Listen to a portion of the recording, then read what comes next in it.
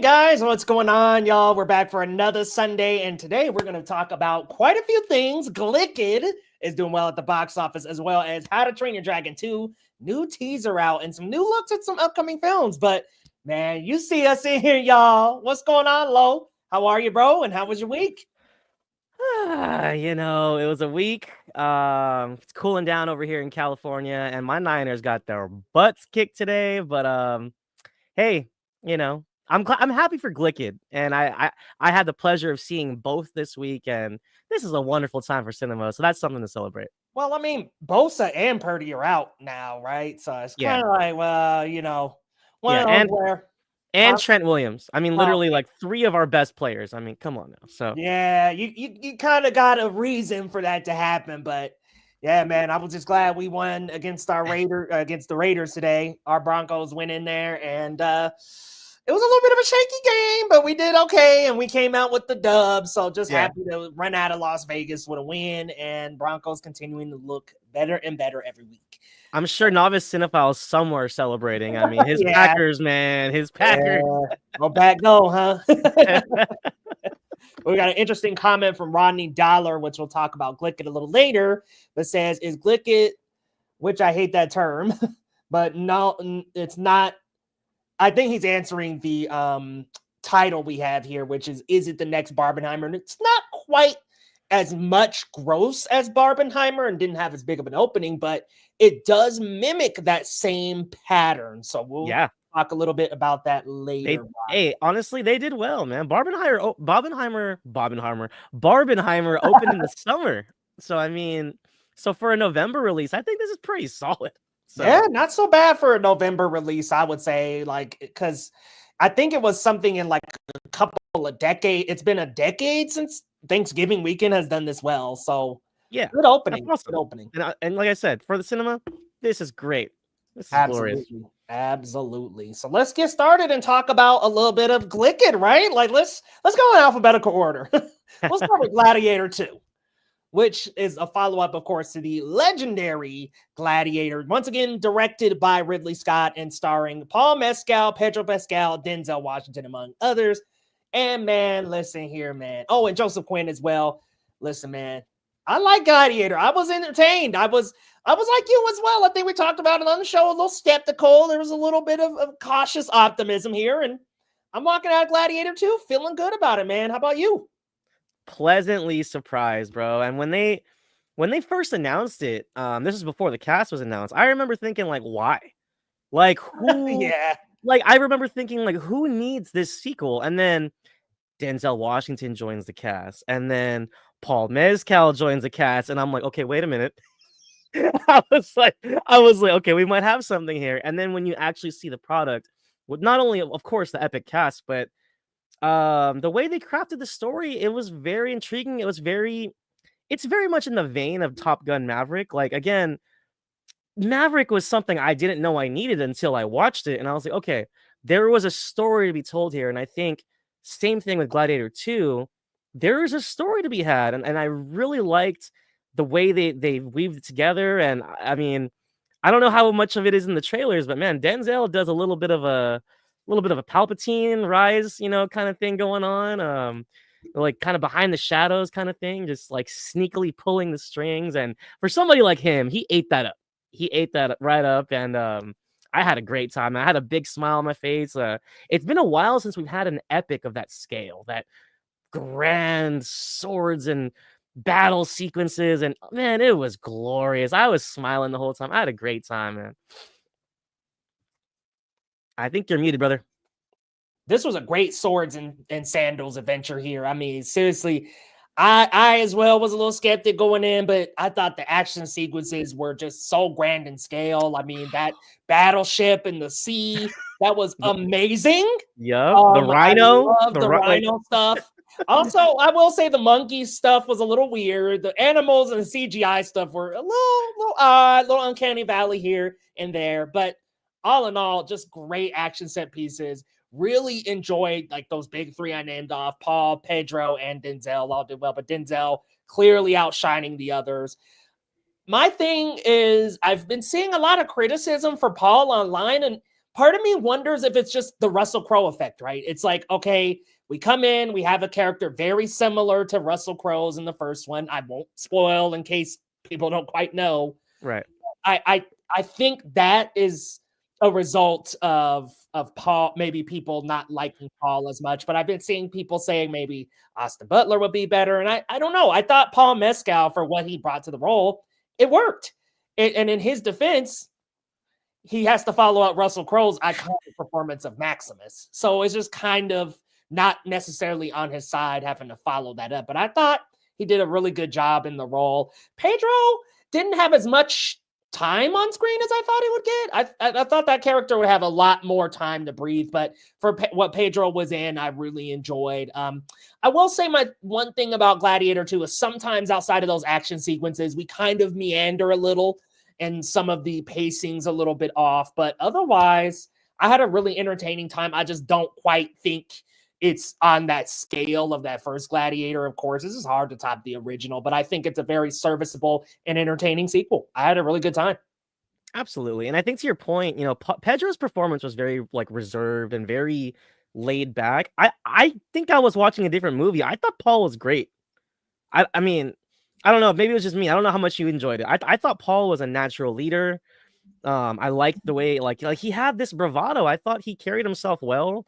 Especially when he's like kind of coaching the other gladiators alongside him. And like I said, I thought he did well. I thought he did well with Connie Nielsen doing like their scenes together.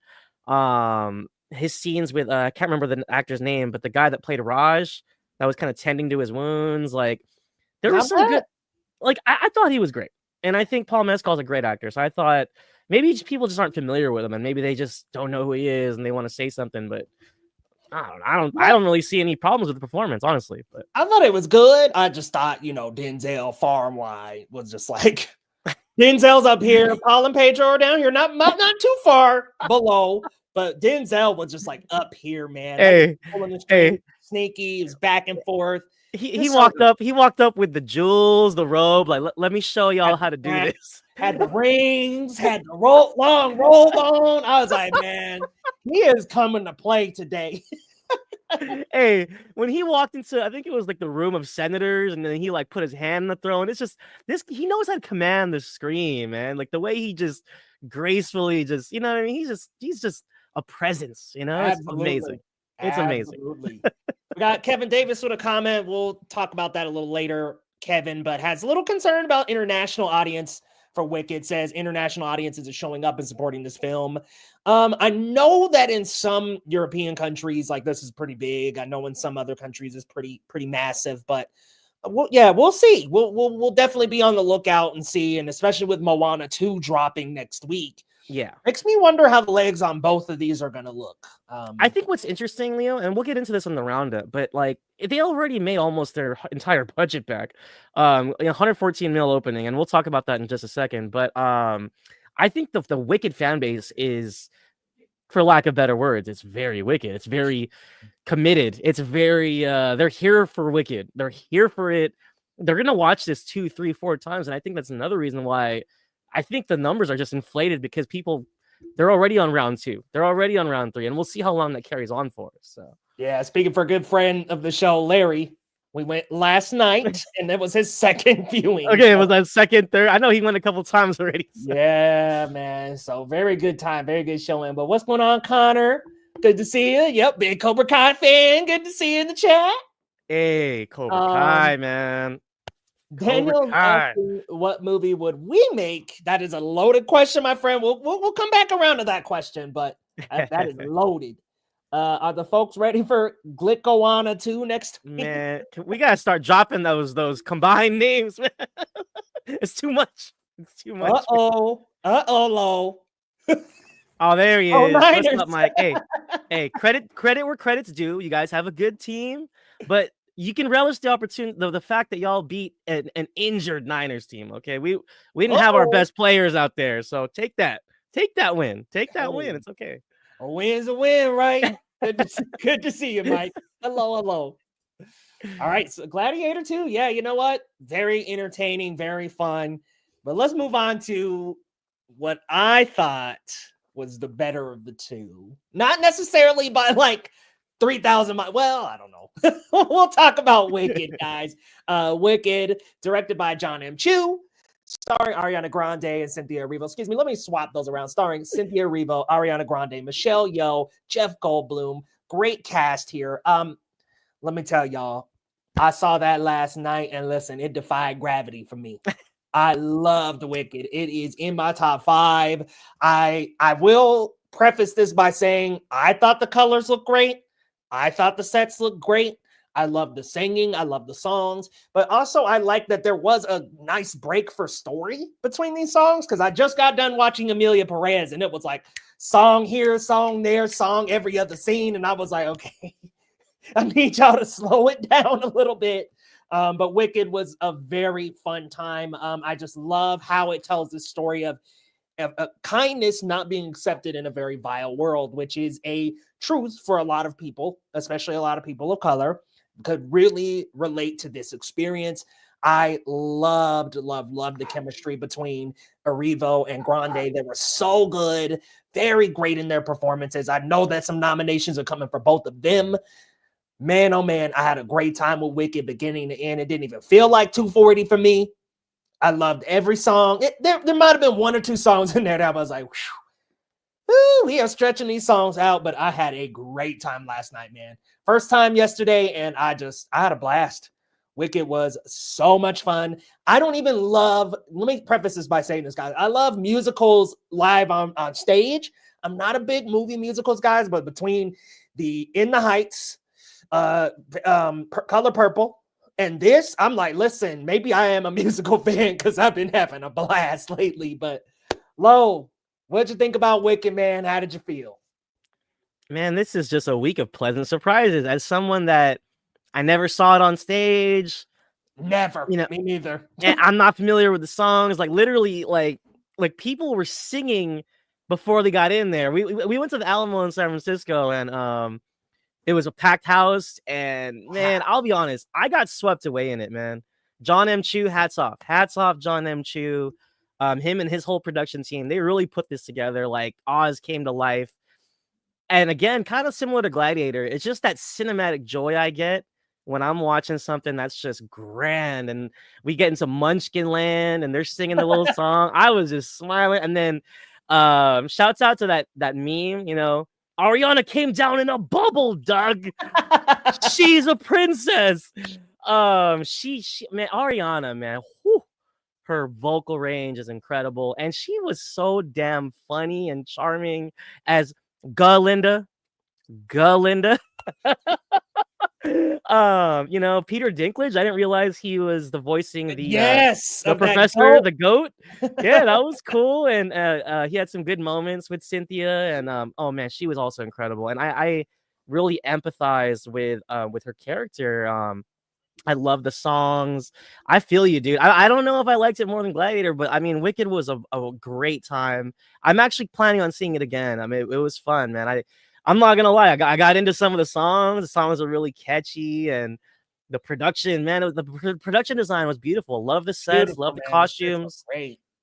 And if you guys know, like, I'm gonna be honest, I got a little emotional when we have that little dance sequence, the dance sequence that kind of brings. God, I cried, dude.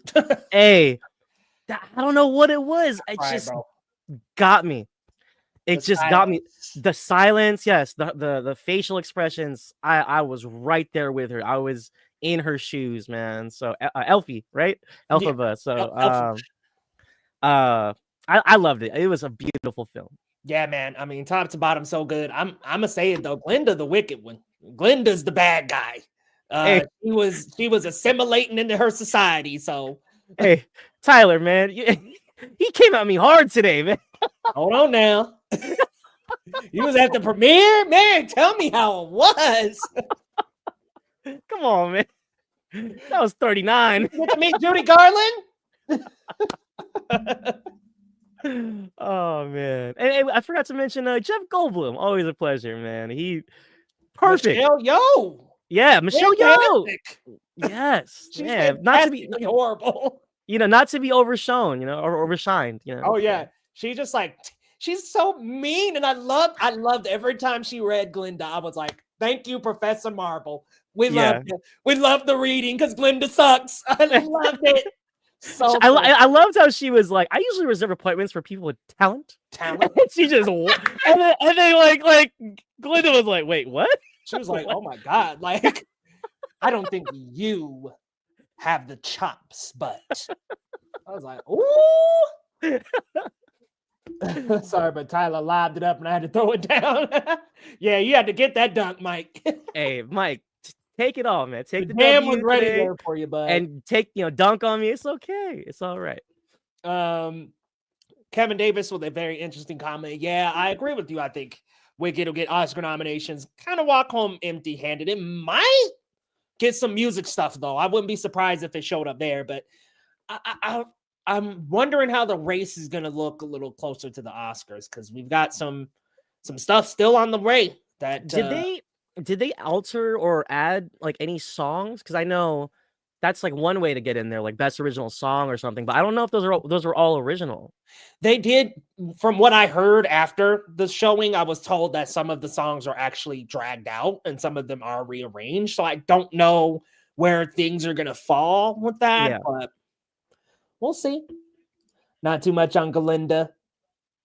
Not, sir. We.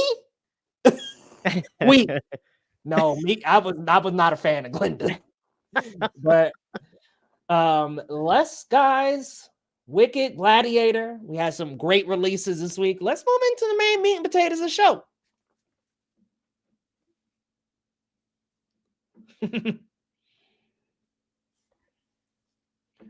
All right, time for the roundup. Lo, take us away. All right, so let's check that box office pulse, y'all.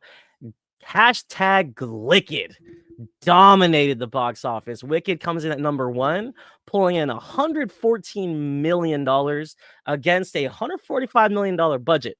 Not too shabby. And we know this film is probably going to carry on going into Christmas. So it's a strong start for the Wicked film and their fans. And Gladiator 2, not to be outshone a little bit. I mean, respectable $55 million against a $105 million budget. That comes in at number 2. And altogether, an $150 million showing for GLICKED. Not quite on the level of Barbenheimer, but pretty good, pretty strong. Red One drops to number 3 with $13.5 million. Hollywood stopped making $200 million movies. Bonhoeffer, Pastor Spy, I don't know what that was. I'm not sure. That comes in at number 4. And Venom: The Last Dance is hanging on by a web, rounding out the top 5. We kind of knew this was coming. We knew GLICKED was coming. We knew November had some big blockbusters. But to be honest, I didn't think Wicked would get that 100 mil opening. So I think that's awesome. It actually did better than Deadpool. I think Deadpool's domestic opening was 96 mil. And Wicked got 114. I mean, that's almost 20 mil more. So I think that's fantastic. That is an awesome start. And we'll see how their legs carry out throughout the season, especially with multiple watches as people are already doing. Leo, any surprises here? I'm not familiar with that Bonhoeffer flick. I think it's a foreign flick. Yeah, I don't know about the Bonhoeffer one, but yeah, but Venom, Venom's hanging on. I will say this about Bonhoeffer: it is from Angel Studios. It does kind of show that like conservative audiences are showing up for certain things, but like they don't have legs. You know what I mean? It's like, okay, we'll kind of have a strong opening, and then the legs just plummet the weeks after. So like what happened to the best Christmas pageant? I wonder if that's even in the top. Let me look at these numbers. I'm wondering if that's even in the top 10 anymore.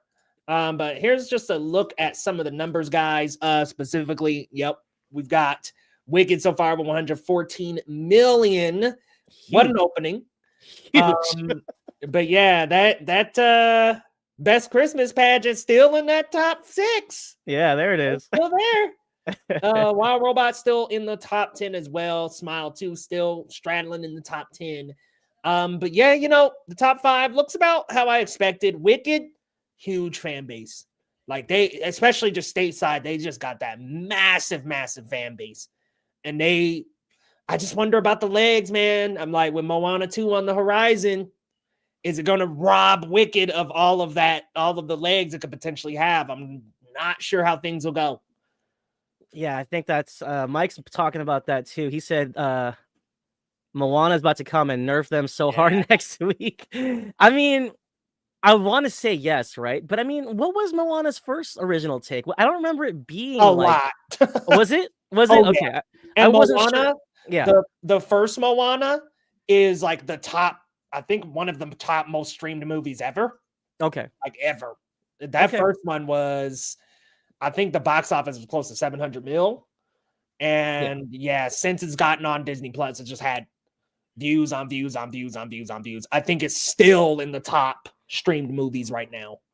You know, I think what's interesting is, and let me call my shot here a little bit. I think between Moana and Wicked, I think they'll be kind of fighting for that one spot. But I think the loser there is definitely Gladiator. Gladiator is the R-rated picture, and it already kind of lost this battle with Wicked already, and we'll see how it does in its second weekend. But yeah, man. Moana tracking for 125. And another thing about Moana, it appeals to the overseas audience. So you're going to get those overseas people coming in. And I mean, I'm sitting here looking and I'm like, could Disney potentially have a huge box office dub right before Mufasa?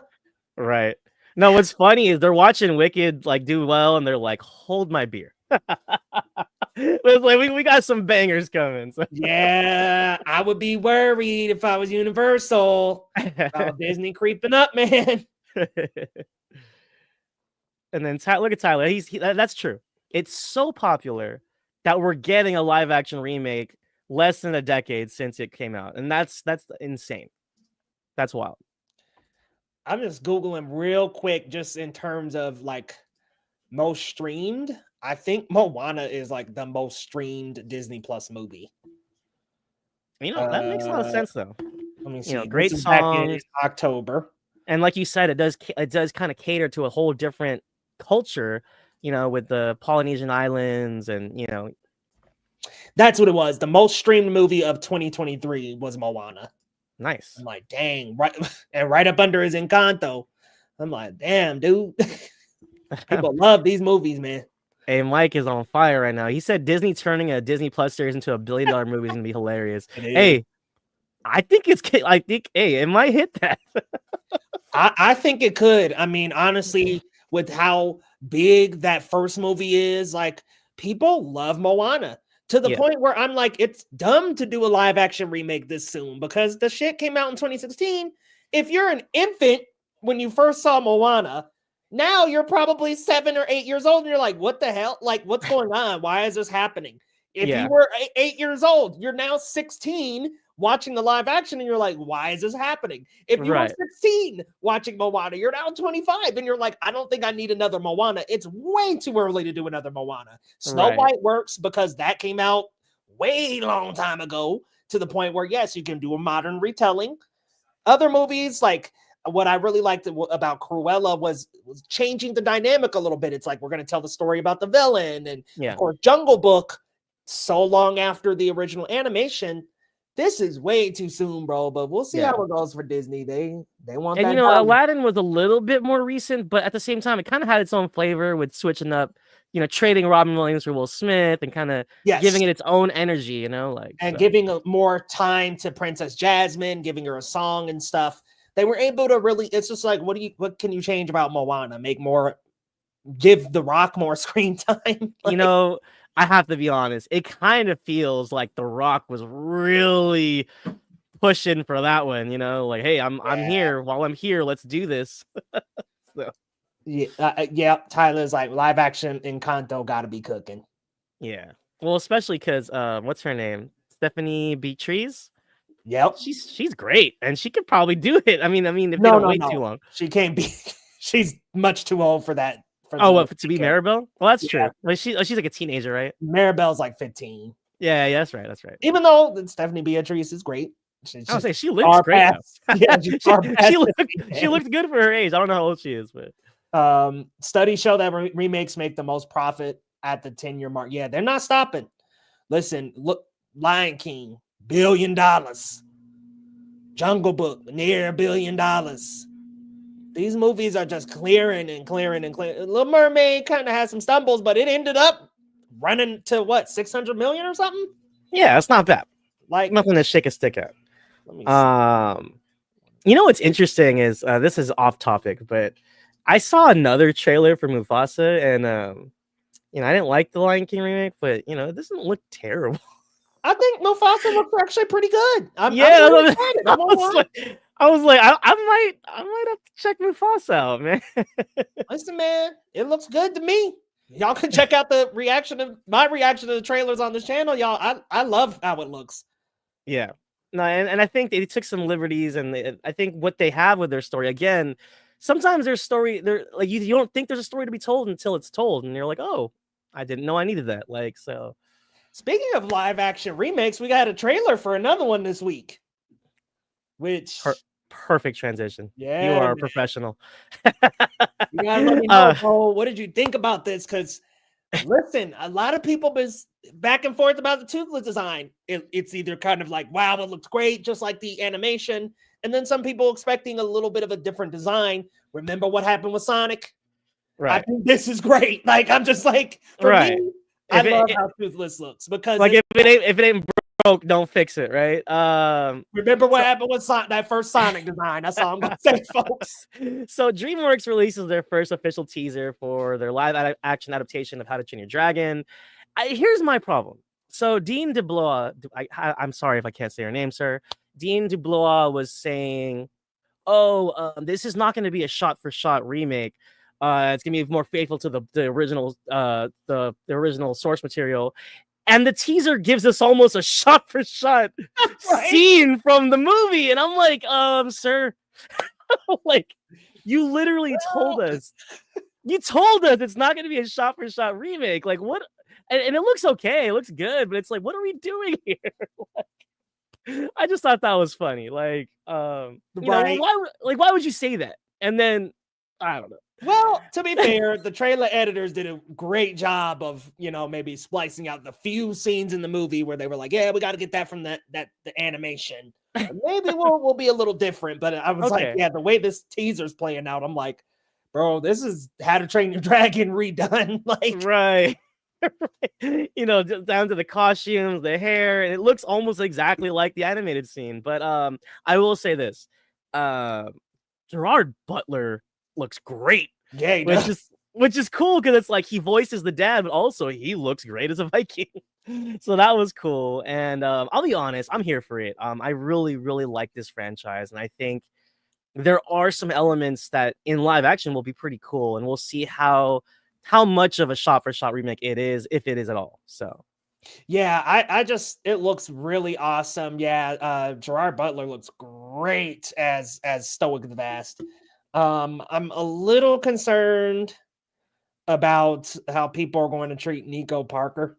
I just really don't want people dog walking her just because, it's not a white Viking. I'm like, come on, man. Like, can we please move past this kind of bullshit? I know. Like, she looks great as Astrid. I think Mason Thames was like perfect for Hiccup.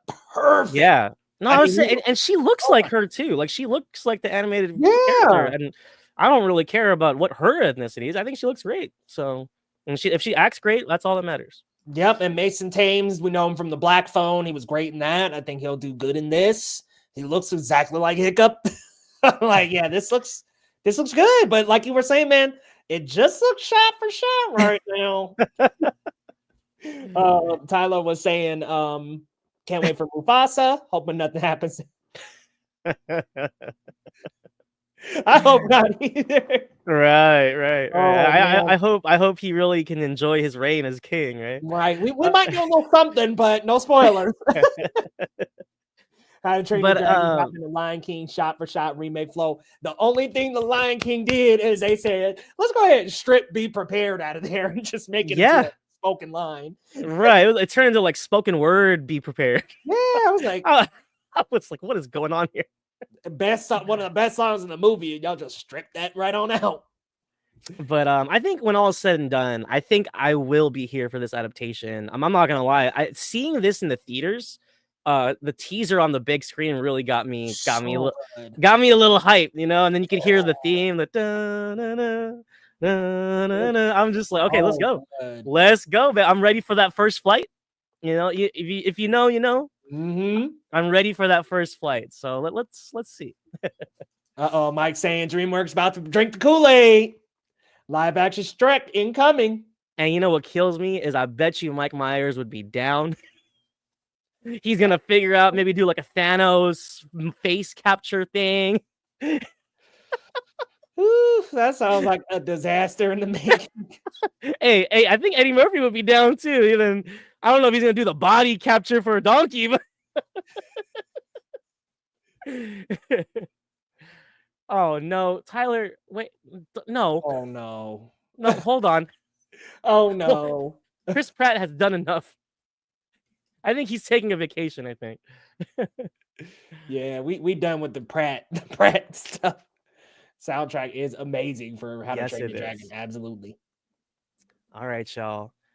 Speaking of Denzel Washington, man, the king himself, he confirms that the Equalizer 4 and 5 is happening, which look, hey, more work for the king. And I'm gonna be honest, Leo. Look, hey, don't judge me. Look, I love Denzel. I love Denzel, but for whatever reason, I actually haven't seen either of the first two Equalizers.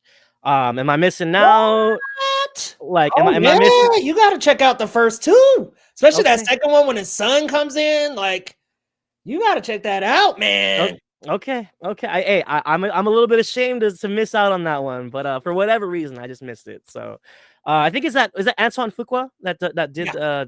Okay. So kind of reuniting the Training Day team here. And you know, just knowing his ferocity and knowing his character, man, he roughs some people up, doesn't he? Oh yeah. I mean, this man be roughing people up. I'm like, this is Black John Wick right here. I'm here for it, man. Do you think this is interesting though? I mean, you think they're dragging this out a little bit, or how do you feel about this news, man?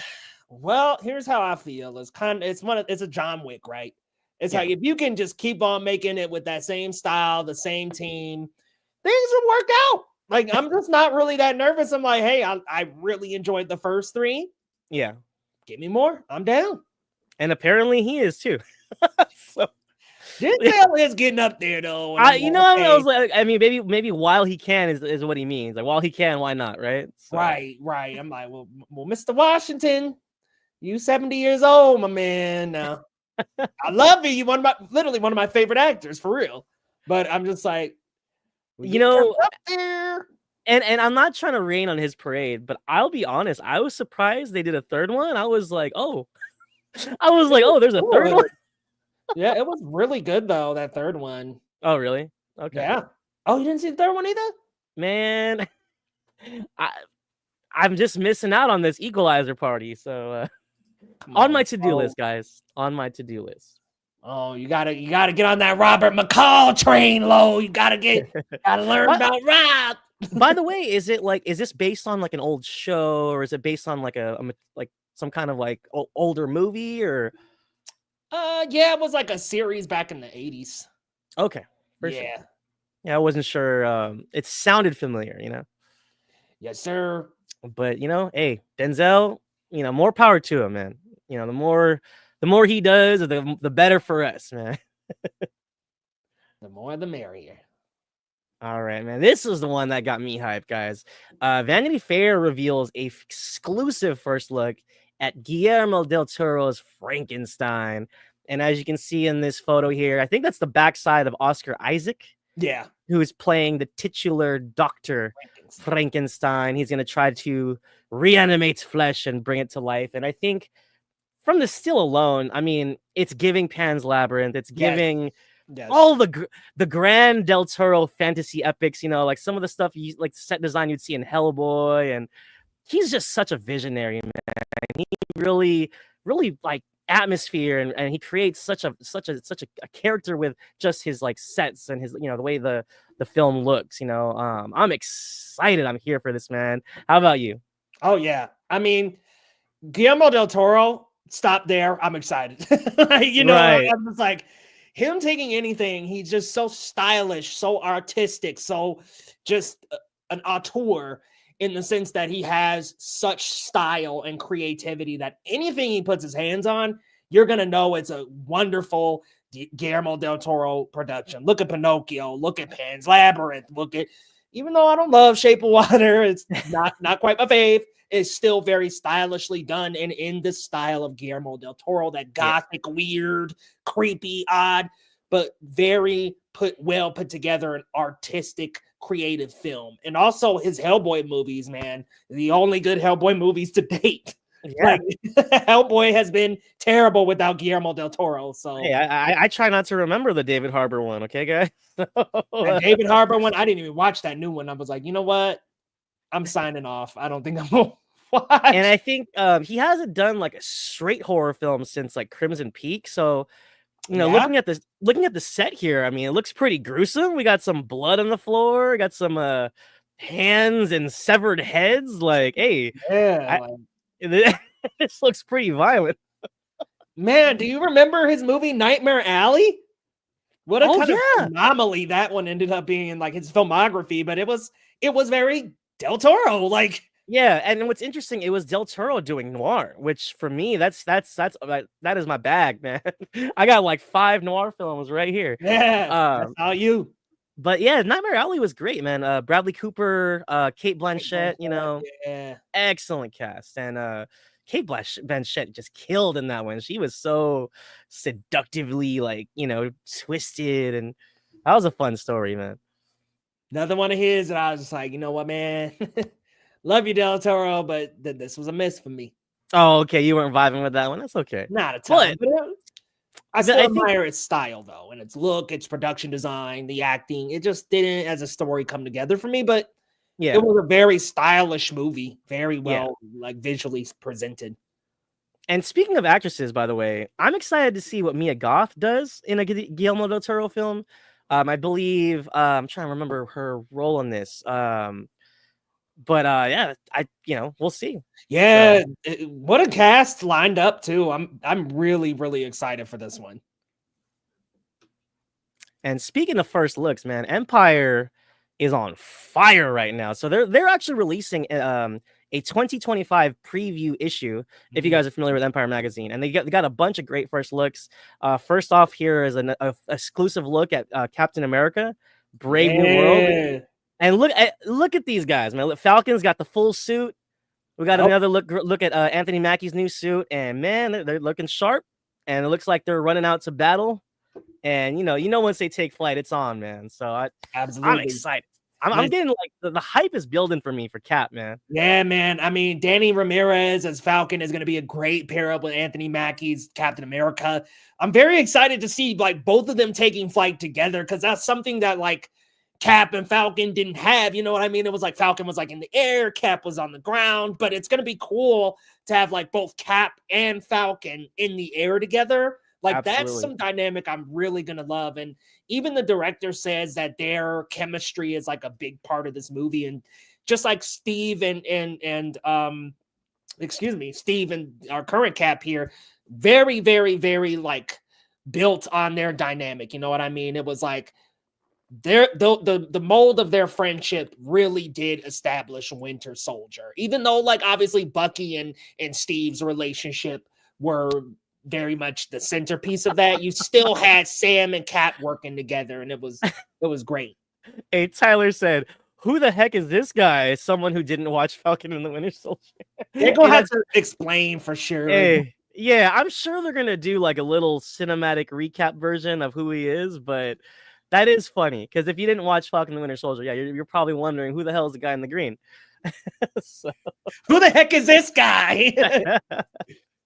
But I'm excited, and to your point, like this scene right here, them running, it kind of reminds me of when Sam and Cap were going in the Winter Soldier in the final battle there. Yeah, so man. It's giving that energy, and I don't mean that as a bad thing. I think this is a good thing. Capturing that Winter Soldier feel, so. Ooh-wee, Tyler said they both about to get cooked by Red Hulk. I don't know, man. Like it looked like Sam got some moves. Like to me, it seems like Sam's gonna be able to outsmart him. Right. Like, that's kind of what it looks like, that it's going that route where it's like, yeah, he's got the wings, so he won't be able to really catch Sam. Yeah, like brains versus brawn kind of battle. I'm here for it. And this one was pretty cool for me. I know, look, Leo, I know you're not the biggest Tron guy, but we got an exclusive first look at Tron Ares. And the article that I was reading, it was saying that 9 Inch Nails is doing the soundtrack, and it's going to be a lot more gritty, a lot more industrial. And if you guys don't know this, Trent Reznor, who won an Oscar for Social Network, he was the lead singer of 9 Inch Nails. So it's kind of interesting that he's still doing movie soundtracks, but he's bringing the band back for this one. And I think that's going to be kind of fun. The previous soundtrack for Tron Legacy was done by Daft Punk, an all-timer, a classic soundtrack. So I think if anyone was going to follow those shoes, like, you know, to try to replicate the success of Daft Punk, I mean, why not Trent Reznor and his original 90s industrial band 9 Inch Nails, man? And we get this shot. Nice. Hell yeah, dude. Dude, wait, soundtrack. Is that on vinyl? Yeah, this is the vinyl for Daft Punk Tron Legacy. I see you, Leo. Yeah, I see you. But, you know, looking at the aesthetic here, man, I'm here. I'm ready to go back to the grid. I'm ready, man. The light cycles. Look, I mean, I don't know about Jared Leto, but, you know, Hong Chow, I believe, is in this cast. And, you know, Jeff Bridges is back. So let's go. Yeah. I wanted to say hey to Vim. Good to see you, man. Hello. Got right back from the trip. Got a live stream from one of the best. Appreciate you, man. Thanks for coming in and joining the live stream. Feel free to contribute down in the comments. Let us know, man, what you think about the stories. And listen, yeah, Tron Ares, the big glaring problem for me is Morbius, Michael Morbius as the lead character. I was like, I don't know, Jared Leto. It just that Morbius really stained him for me, man. Like, I don't know, man. We'll see. I guess that's where my energy's at. Is we will see. I'm telling you right now, I'm actually gonna suffer through the Morbius, the Madam Web. I'm trying to prep myself for Kraven. I know I'm gonna torture myself for like 4 hours, but I think it deserves at least to be seen by this point by me. So I'll let you know how that goes. Yo, listen, this next one with Tom Hardy though, that Havoc, Gareth Evans, bro. Let's go. Say no more. So, guys, if you're not familiar, Gareth Evans directed the Raid Redemption and also its sequel, The Raid 2, which is 2 of the greatest action films of all time. And I think what's awesome here is Tom Hardy has never done like an actual action blockbuster minus Dark Knight Rises, and even Venom to an extent. He's not really doing too much of the hand-to-hand. I can't wait to see him crack some skulls, man. Dude, I'm really excited for it. I mean, he's been in like Warrior and several other action movies, but I'm with you, man. Like never I don't think ever really to the scale of like the Raid type of like an all-out action picture. I don't think Tom Hardy's really done one, you know? Well, hold on. Fury Road. Does that count? Oh, okay. Yeah, I guess that counts. I count Fury Road. Okay. I guess Mad that Max. counts. But Mad Max is not really a hand-to-hand guy, you know? So. Yeah, not necessarily, but like, that's like up there. Yeah. No, you're right. That's a good one. He's got quite a few like action flicks, but this is just kind of like a style that really works in terms of like action big picture cinema. We need this, man. We need this. We need the blockbuster. We need a small action movie back that just will have us like on the edge of our seat.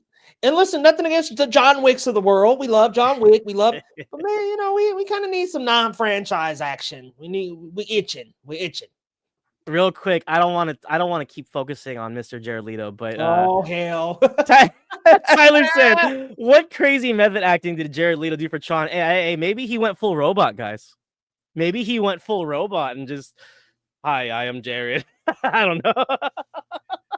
Like he did in what's it called? House of Gucci, just transformed. Oh man, what was that? Super Mario? Was that who that was? I was like, is this his audition tape for the Mario Bros movie? It's a me. We can all eat the chocolate. I was like, bro, this is it's something else, man. What kills me though is Ridley was like, that'll do. Like, really, sir?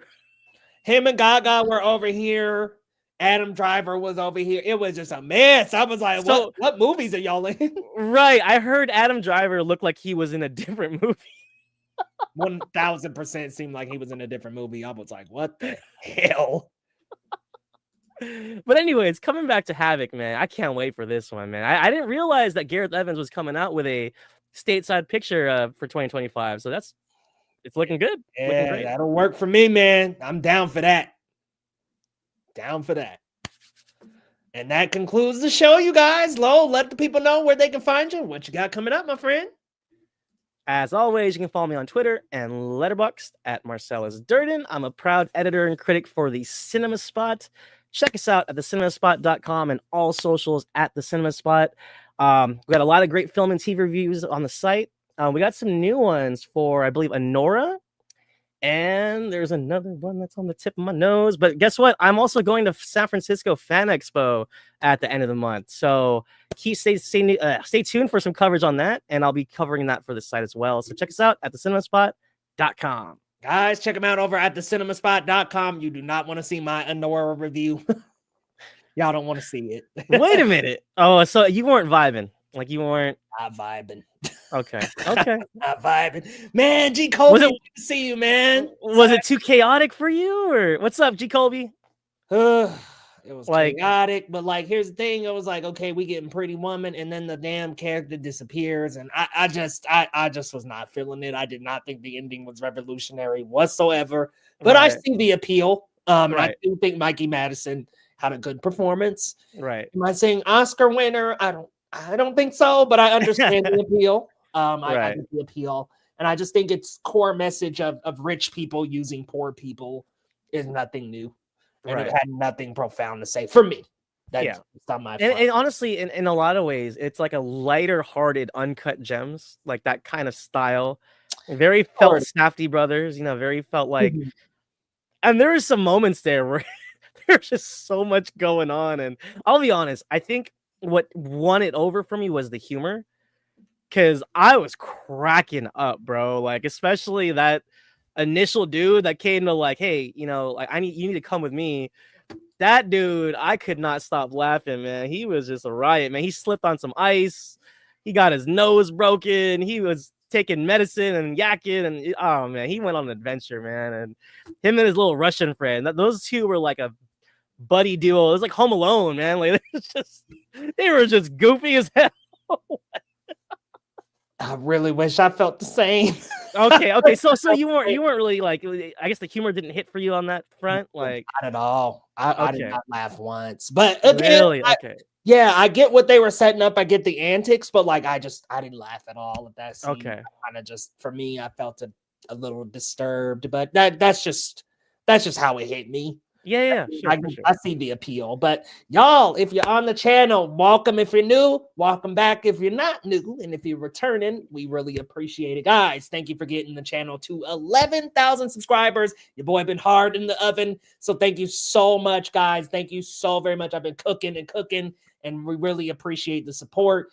If you're on the channel, guys, coming up this week, I will have a review for Moana 2. Hopefully, I was a little late to RSVP for the screening, but I will have a review for Moana 2, as well as several other pieces of content we got coming up, guys. We got a Sonic trailer tomorrow, guys, so we will have a video for Sonic 3, as well as I'm cooking up a Cobra Kai video about Miguel and whether or not maybe he could be going to Cobra Kai next part. Maybe he'll be returning back to that old dojo, maybe sooner than we thought. But again, come on back to the channel for the video, and then we will also have some more Sonic videos after that trailer, guys, because holy crap, Paramount is saying, and this is just what I've heard, that this is a really good trailer. It's got Paramount excited. It's got a lot of those executives excited. It's got fans who have already seen it very excited. So we'll absolutely have coverage for that tomorrow. And hey, if you're new, come on back next Sunday, guys. We are switching times. We used to be 7 p.m. PT. Now we're going to be 6 p.m. PT. It's an hour earlier, guys. So come on back to the channel. And y'all, if you're new, hit that subscribe button. Y'all already know there's going to be more content. And we'll see you guys next time on Geekly Goods.